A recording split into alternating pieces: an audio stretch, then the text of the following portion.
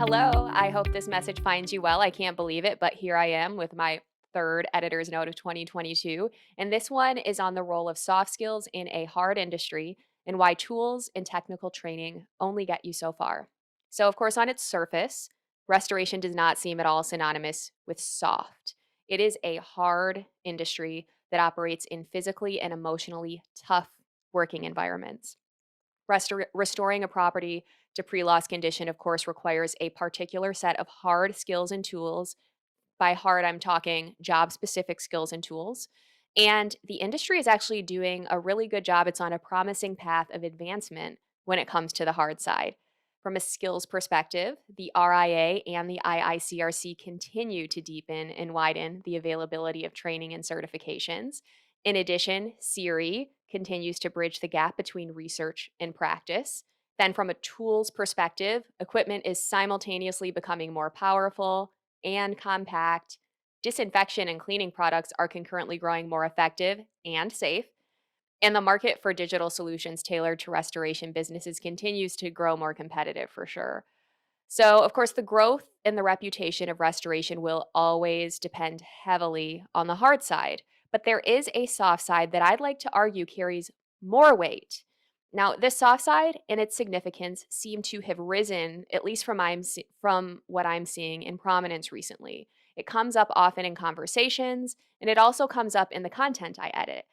I'm thinking it ought to be attributed, at least in large part, to the tough labor market that's top of mind for business owners within restoration and beyond.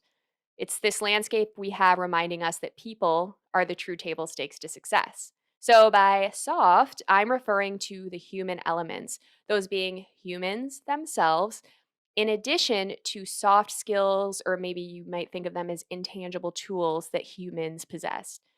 Some examples of soft skills, particularly those McKinsey reports a shortage of, include problem solving, critical thinking, innovation, creativity, ability to deal with complexity and ambiguity, and communication. The list goes on. And I won't force you to just take my word on the significance of the soft side. I would love for you to consider what restoration peers have to say. Here are a few instances in which the intangible tools of restoration have come up in R&R lately. First, our roundtable titled Top 2022 Restoration Tools and Advancements according to 14 experts. So, when I set about sourcing perspectives for this roundtable, I had in mind, coming away with a curation of favorite software and equipment brands for catastrophe restoration, cleaning and disinfection, contents restoration, fire and smoke damage restoration, forensic restoration, mold remediation, and water damage restoration. So, again, specific tools, specific equipment. And while we did get specific tool recommendations, the soft side was a really common thread across specialty areas. Here are just a few examples of that. Quote, people are absolutely the most important tools, end quote. That's from Graham Dick, principal and president of Genesis Restoration. Another one, quote, today our personnel are the most important resource we have, end quote. That's from Jeremy Reitz, owner and instructor with Reitz Drying Academy. Another quote, many tools are important on a CAT response, but the most important tool cannot be purchased from your local supplier. It is the ability to think critically and adapt, end quote. That's from Howard Wolf, principal of HW3 Group. And the last one I'll leave you with from our tools roundtable, quote, the two most important tools in forensic restoration are the mind and the heart. Too many times I have seen an obsession over the latest gizmo or electronic device, and while there have been many advancements in tools, disinfectants, and delivery systems in both forensic cleaning and professional disinfecting, in the end, it will always come down to the forensic operator who is boots on the ground in that potentially hostile microbial microenvironment and whose responsibility it is to render it safe for human habitation. End quote. That is from Jeff Jones, master trainer with Microbial Warrior Experience. Okay, the next piece I will highlight is a column titled The Invisible Tool Bag, 4 Soft Skills Every Technician Should Be Trained On. This column is from cleaning and restoration veteran Eric Sprague, a Morning Tech Meeting in the Blue Collar Nation podcast, and he writes about the intangible tools required to delight customers and help your business stand out. He writes, quote, if you really think about it, Soft skills are what will separate your company from the competition and should be heavily invested in to compete and thrive in the marketplace. If everyone in your local market has the same air movers, dehumidifiers, and technical training for technicians, how do you separate your company from your competition? You do it by training your technicians to wow clients, have great communication skills, show empathy, and be practiced in the art of creating an amazing customer experience. End quote. Sprague elaborates on the four tools he considers key to what he calls that invisible tool bag, those being basic life management, proper in home behavior, knowledge of how to sell, and empathy. And I will leave you with one more recent example. It's titled Meaningful Marketing to Homeowners Gaining More Leads, Jobs, and Word of Mouth.